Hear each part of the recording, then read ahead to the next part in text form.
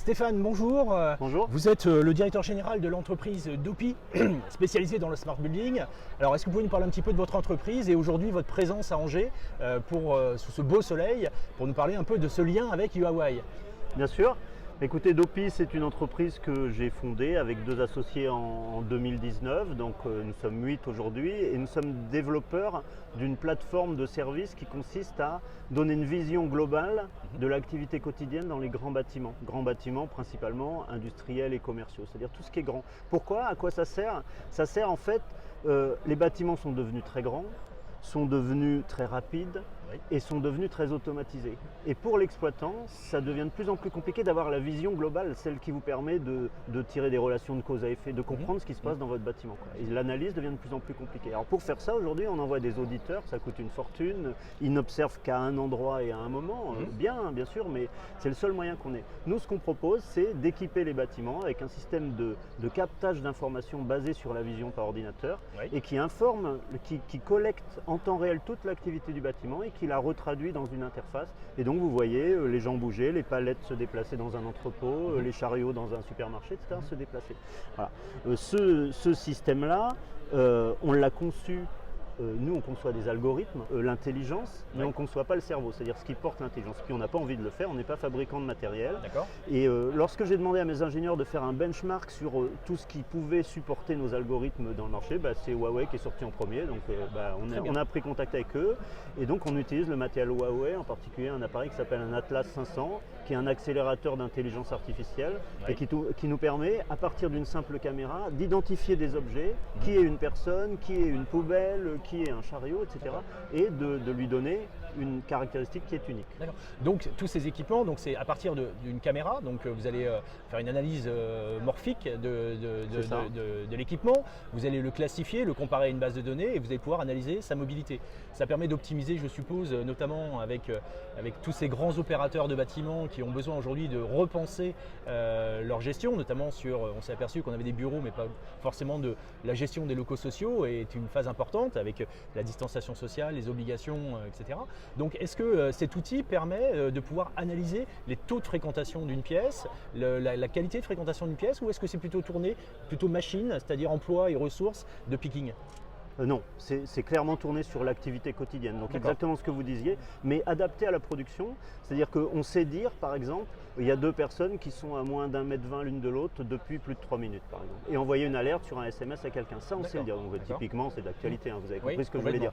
Mais on sait aussi dire, dans un supermarché, les personnes, on a une jauge de personnes, je peux accueillir 700 personnes, mais elles vont toutes au même endroit, donc c'est pas intéressant. Nous on sait dire comment elles se répartissent, comment elles bougent dans le bâtiment, et puis adapter la jauge en flux tendu, dans la vraie réalité. Vous voyez. Donc ça c'est l'optimisation des flux, et puis on a des optimisations aussi en termes de sécurité, c'est-à-dire qu'on sait identifier une situation accidentogène potentiellement et dire attention, dans les 10 minutes qui viennent, votre risque d'accident vient d'augmenter brusquement parce qu'il y a trop de personnes.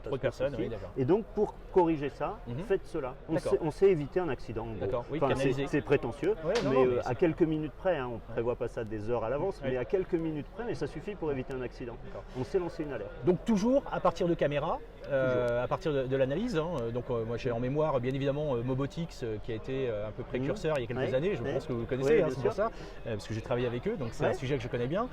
La différence c'est que quand on a une analyse, justement cette restitution, donc il y a l'anonymat, il y a la grande crainte franco-française de la reconnaissance faciale et de tous ces points. Donc là en fait vous gardez bien un morphotype comme une unité de valeur.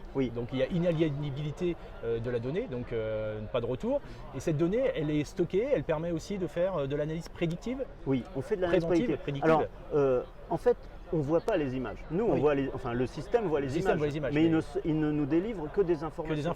Il nous dit la personne numéro 1 a bougé à 4 mètres par seconde, par exemple. Enfin, non, c'est beaucoup 4 mètres par seconde, mais enfin, a bougé, quoi. Il ne nous dit pas monsieur machin a bougé parce qu'il ne sait pas que c'est monsieur machin. Donc on est préservé de ce côté-là, et donc les données sont collectées et sont enregistrées pour pouvoir utiliser l'intelligence artificielle pour faire des calculs. C'est tout ce que fait l'intelligence artificielle, mais c'est déjà beaucoup. C'est de faire des calculs en grande masse et très vite pour prédire, effectivement, l'objectif c'est de prédire prédire. Voilà, donc je trouve que c'est très intéressant comme démarche parce que c'est une démarche sur laquelle on n'a jamais vu de finalité.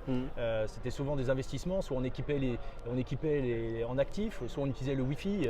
Je me souviens de Ruckus avec Spot, leur logiciel Spot qui faisait de l'analyse sectorielle de densité pour des fers ou des grandes surfaces. Mais on est toujours été basé sur l'équipement de la personne. Là aujourd'hui, votre système est un système qui peut analyser l'espace et la composition de l'espace. C'est sa force. C'est-à-dire que pour suivre des objets ou des personnes aujourd'hui, vous êtes obligé d'avoir deux objets. Un objet qui est fixe et un objet que vous accrochez sur la personne, récepteur. Son mobile, sa montre, son badge, que sais-je. Nous, avec l'analyse d'image, c'est pour ça qu'on a choisi cette technologie. Vous n'avez qu'un objet, il est en haut. Vous dispersez pas de petits objets avec des batteries dans la nature, vous émettez moins d'ondes et surtout vos objets sont localisés, donc sont maintenables facilement. Quand il tombe en panne, on sait où il est, on n'est pas obligé de le chercher dans 60 000 m² d'entrepôt, etc. Donc cette technologie a beaucoup d'avantages et elle offre des perspectives en termes de souplesse qui sont énormes. Par exemple, une fois que le système est installé, on peut lui demander des cas d'usage qui vont de pourquoi mes robots s'arrêtent et ne repartent pas, par exemple, c'est le cas d'un de nos clients qui nous dit voilà, je voudrais que vous analysiez la trajectoire de mes robots, ils s'arrêtent, ils ne repartent pas. Ou bien combien de temps, à partir de quand je risque un accident dans telle situation et expliquez-moi l'accident. Expliquez-moi la jauge de l'accident, c'est-à-dire les métriques qui font augmenter mon taux de risque. On peut aller jusqu'à expliquez-moi pourquoi. Pourquoi quand une personne est allongée à un endroit. Dans un entrepôt logistique, une personne allongée, c'est quelqu'un qui est tombé ou qui a un accident. Et ça, on peut le détecter. On a eu l'année dernière un cas d'un décès d'une personne qui travaille la nuit dans un endroit de la protection du travailleur isolé. Complètement, oui. Et donc ça, on l'aurait détecté. Je ne dis pas qu'on aurait sauvé la personne, mais en 2 minutes, on aurait alerté quelqu'un en disant cette personne est allongée par terre, il y a quelque chose à faire. Merci beaucoup, je trouve que c'est un sujet passionnant. Merci beaucoup à vous. On va reprendre ce sujet de manière un peu plus individualisée que dans le cadre du Merci.